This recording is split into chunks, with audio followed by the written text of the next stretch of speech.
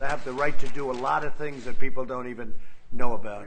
We can't know for sure, but what the president appears to have been referring to are his Presidential Emergency Action Documents, often referred to as PEADs.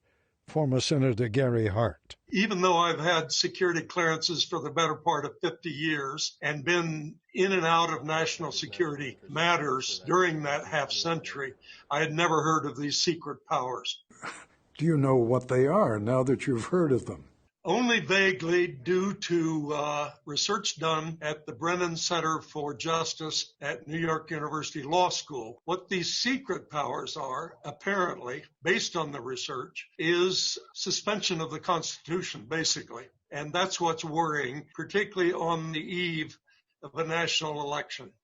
These are essentially presidential orders that are drafted in anticipation of a range of hypothetical worst-case scenarios. The Brennan Center research that Senator Hart referred to has been spearheaded by Elizabeth Goitein, the co-director of its national security program and a contributing writer at The Atlantic.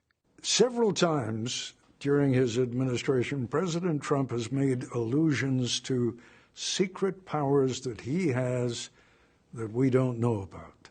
Is he making that up? Well, not exactly. And what's alarming about that is that no one really knows what the limits of those claimed authorities might be, because they are often developed and kept in secret. Goitein says what little we do know about PEADs comes from references to them in other documents, some of which are now declassified.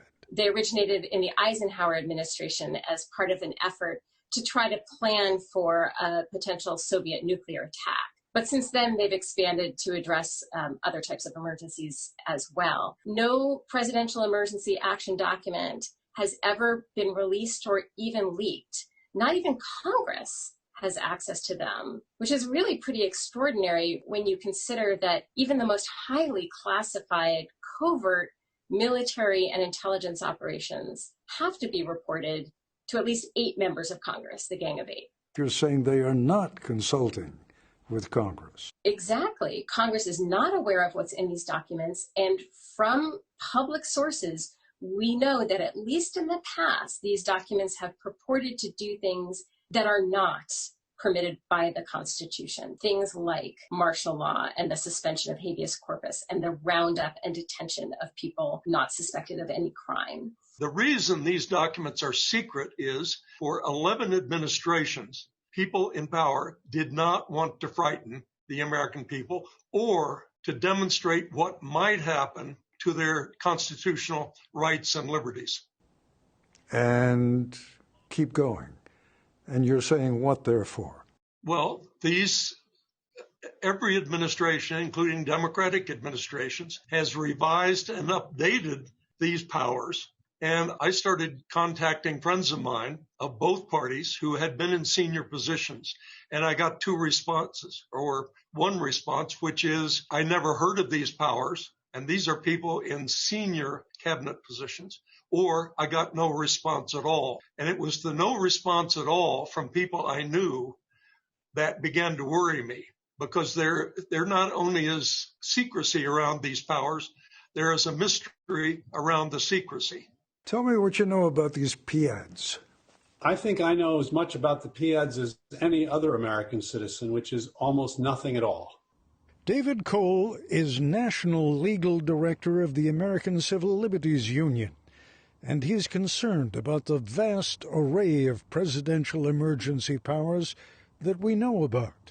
Under the National Emergencies Act of 1976 alone, the president can declare a national emergency just by signing a proclamation. We've got a president who, in his first week in office, essentially declared an emergency to ban Muslims from coming into the country. More recently declared a widely understood to be a fake emergency in order to build a border wall when Congress told him they would not give him the funds to create a border wall. And most recently has declared that he may need to delay the election, which would be an emergency authority that doesn't even exist. So I think you have to be very concerned.